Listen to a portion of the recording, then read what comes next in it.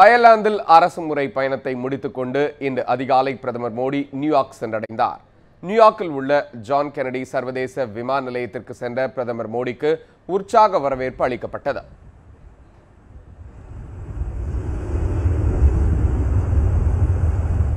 அமெரிக்காவில் 5 நாட்கள் சுற்றுப்பயணம் மேற்கொண்டுள்ள மோடி வரும் 25ஆம் தேதி ஐக்கிய நாடுகள் பொது சபையில் உரை நிகழ்த்துவது உள்ளிட்ட பல்வேறு நிகழ்ச்சிகளில் கலந்து கொள்கிறார். இதனிடையே பிரதமர் நரேந்திர மோடி தங்கியுள்ள வால்ட்ரோப் ஆஸ்திரேலியா ஹோட்டலுக்கு வெளியே திரண்ட அவரது ஆதரவாளர்கள் கையில் பதாகைகளை ஏந்தியும் இசைக்கருவிகளை வாசித்தும் மோடியை வரவேற்றனர்.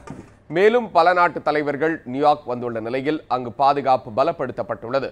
பாகிஸ்தான் பிரதமர் நவாஸ் ஷெரீப்பும் பிரதமர் மோடியும் ஒரே ஹோட்டலில் தங்கியிருந்தாலும் அவர்கள் இருவரது சந்திப்பு குறித்து அதிகாரப்பூர்வ அறிவிப்பு ஏதும் இதுவரை வெளியாகவில்லை.